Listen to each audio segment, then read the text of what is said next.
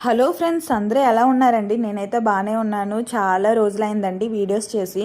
రోజులు కాదు, మంత్స్ అయిందండి.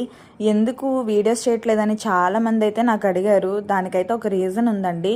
నేనైతే ఎందుకు వీడియోస్ చేయట్లేదు ఏంటి అనేది ఒక లాంగ్ వీడియో చేసి పోస్ట్ చేస్తాను, తప్పకుండా చూడండి.